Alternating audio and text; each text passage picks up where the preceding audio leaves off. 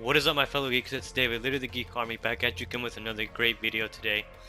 And in today's video, before I get started with it, I just want to wish you guys a happy new year. Hope you all had a great time. I was kind of gone for a week just because there was a lot of family visiting for the holidays.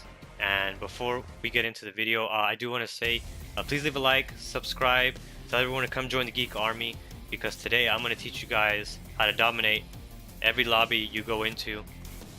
Specifically, we're going to talk about team deathmatch. Obviously, it's going to... Well, I mean, it kind of is all similar to what mode you're playing, because if you're getting a ton of kills, you could streak up and definitely help your team out in no matter what game mode you're in.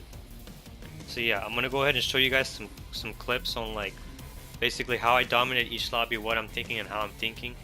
I would do a live like commentary on what I'm doing, but I find that me trying to talk and explain what I'm doing and why I'm doing it while I'm playing, it's really difficult for me because I just find that I do a lot worse when that happens. So instead, you're gonna hear me silence. You're gonna hear the video. I'm not gonna be talking in it, but I will be commentating over it, explaining to you guys exactly what I was thinking and what I was doing in order to dominate all these lobbies that I was in.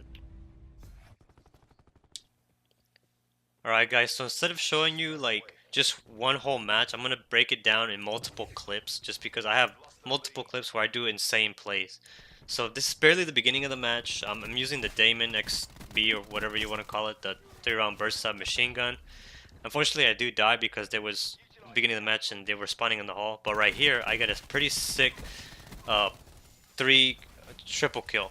And although I did have kind of help from my teammates, the main reason why I got those kills, if you saw, is I jump shot. I jump shot a lot, and so I do that in order to make myself a harder target to hit. And I felt like if I didn't do that, I probably would have died. Now in this clip here, I pull up my Annihilator, I immediately hold an angle, kind of. I'm pretty confident in this situation just because I know anyone who peeks me is going to instantly die. Unfortunately, unfortunate things happen, and this guy gravity slams me and kills me off my, I believe it was my strike team. So sometimes, you can't control everything, but I am controlling the match. We are up by like, I would say, 7 kills right now. And so we did end up winning this match, and so I'm about to roll another clip and where I actually pull off a pretty cool play.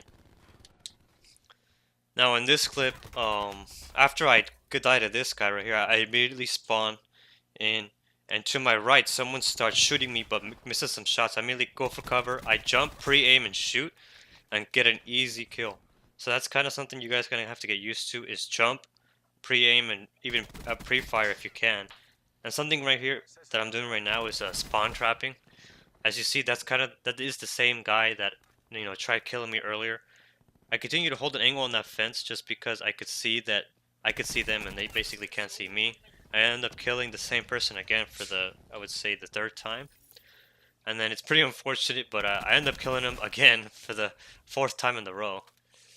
And so, as you can see, if you hold certain angles like the way I demonstrated where that fence was, you could take advantage of that and see them before they see you, because they're not going to be looking at a fence, they're going to be looking towards like the hall. Please excuse my potato aim, but that was the same guy for the 5th time in a row, I believe. And then I die right here. And so that's kind of like a basic concept of spawn trapping, is that you don't want to go too far deep, because then you'll ruin it and then the spawn will flip. As you saw, I got 5 easy kills, even though they were the same dude. But I got 5 easy kills, mainly because I stayed back in order to make sure the spawn did not flip. And I like to do that a lot, so that way I'll be able to dominate the match and get easy kills. I'll be able to streak up. And I have the advantage in that just because I'll be able to pre-fire and pre-aim and maneuver myself to cover.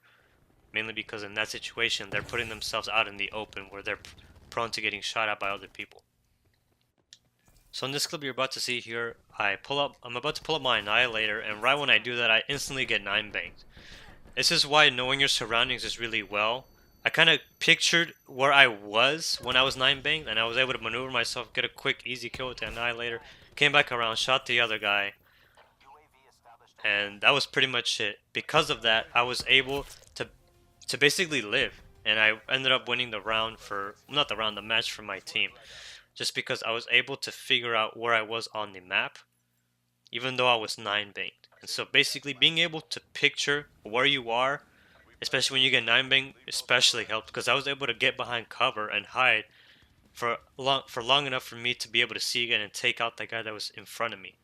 Although that was a bit of luck, I was still able to live and win the match for my team. Alright, so in this scenario, I immediately know that they're spawning right in front of me because I see like 3 people. I immediately head to cover because I did not want to challenge 2 people at once. I set a tac deploy beacon down because they had a tactical beacon as well, and I honestly don't want the whole entire team rushing me because the rampart is not a good weapon to be rushed at because it's meant for medium to long range. As you see, I know I'm immediately defeated and I retreat. I go to cover. I try to take out the other guy, peek the left, kill the guy on the left, re-peek at the right. I heal myself, and unfortunately, I do get shock drone, so I do die. So in this clip here, I'm using the ICR, and I'm trying to keep my gunfights to medium to long range. And I basically try to avoid close range gunfights because I know that ICR can easily be outgunned by a lot of SMGs in this game. I may put my tactical beacon down to get teammates to spawn near me. And in this situation you're about to see right now, there is a guy in trailer. I didn't know this at the time, but I saw him, I jump shotted, and I hip fired him. One of the reasons why I jumped in like that was to make myself, like I said, a harder moving target, and to basically have that element of surprise. Because if I simply ran in and then aim down my sights and shoot him, I most likely would have lost that gunfight. I needed to make myself a hard target to hit, mainly because I knew the ICR was not going to be the ideal weapon for me to have in a close range gunfight. Okay, so in this gunfight you're about to see, this guy manages to put shots at me and I can't manage to put enough shots on him, so I immediately heal myself, jump out, pre-fire in that same position he was at, and it was able to get an easy kill. I do that a lot just because sometimes I don't manage to get the first couple of shots. I noticed that in this situation a guy ran across, I shot him, immediately another teammate of his came, so that's why I jumped and then adjusted my aim to kill him. And for the Spitfire specifically, I try to put myself in majority of my I can't even talk right now. I try to put myself in close range engagements the majority of the time because I know that I'm going to win those gunfights just because this has a high fire rate.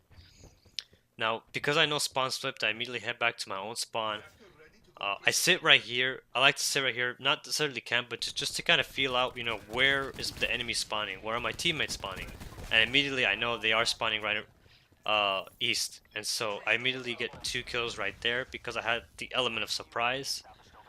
And in this scenario, I have Firebreak, and I like to use them on this map specifically because I noticed that they have a spawn beacon on top, which is why I pull out my reactor core because I know there's at least 3 people. Turns out there was actually 4, and because Seraph put her spawn beacon there, I was able to get 4 easy kills. There wasn't anything really that the enemy team could have done to stop me. They could have jumped down and tried to kill me, but they didn't know where I was at, so I basically dominated in that situation. Immediately I pull out my flamethrower here because I know exactly where they're spawning, and I'm controlling these engagements. I'm making sure that I'm in close quarters because I know that the flamethrower has a specific range to it. As you see, I basically demolished everybody that entered the room. Unfortunately, I do get shot with the Tempest, but the guy does not manage to finish the job, and I retreat to safety, and I'm able to call on the rest of my score streaks, even though they're not like huge ones, because I was mainly just trying to get UAVs and counter UAVs this match. And this is a good example of utilizing your utility. As you saw there, I used my RCXD to kill that guy because I didn't want to shoot him. And if you're wondering, in this specific scenario, I was 7 kills off from the nuclear. Yeah, 7 kills off. I just saw a scoreboard. And I ran into that trip mine. And that was the mistake I did because, to tell you the truth, I did hear it. But for some reason it didn't register in my head that maybe I shouldn't run through that door. Because usually when that sound of the trip mine gets really loud, it's near you. And if I had simply paid attention to and heard it a little bit more, I would have not ran through that door and I probably would have gotten the nuclear, which would have been pretty cool. As you see, I'm doing the same method again. I'm hiding under here, I'm pulling out my reactor core, and I managed to get 2 easy kills. Now, if you're going to take anything away from this video, I would say definitely one thing you should take away is choose your battles. Know when you're defeated and know when you win. It's okay to retreat. It's okay to fall back if you know you're not going to win that gunfight. You know, I come across players that are sometimes better than me, and you know, when I run into the Sonars, I try to flank as much as possible. I try to use the element of surprise as much as possible, just because I know if I know that they're better than me on a 1v1 situation, I kind of want to avoid those. That and your playstyle would differ depending on what weapon you're using. You know, for Spitfire, as you see, I kind of keep my engagements more close range and sometimes mid range, just because that's where the Spitfire excels. If you're running the ICR, like I was in the previous clips, you want to keep your engagements to mid to long range and avoid those close range engagements. And something to pay attention to is that look at where your teammates are spawning and look at where you're spawning. Because if your teammates are on one side of the map, like they are right now, they're all behind me, I know that the enemies are coming from the opposite direction. And if you don't spawn in your home spawn, that means that there's an enemy in your spawn. So just know when you're defeated, choose your battles. Always look at the mini map, not all the time, but like always check on it so that way you kind of have a, a sense of where the enemy is coming from. And it's okay to pause and sit in a corner for a while. I'm not saying camp there, but I'm saying use that time to reevaluate the situation and determine whether or not you're going to make a push or whether or not you're going to wait for your teammates or whether you're going to retreat. But anyways, guys, that's the end of the video. I hope you enjoyed. Please leave a like, subscribe, leave a comment, tell me what you think. I will be coming out with more tips and tricks, and I will be coming out with a best class setup for the SWAT, just because I unlocked it. I'm working on, you know, getting all the attachments to give you guys that advice. But anyways, I'll see you guys in the next video.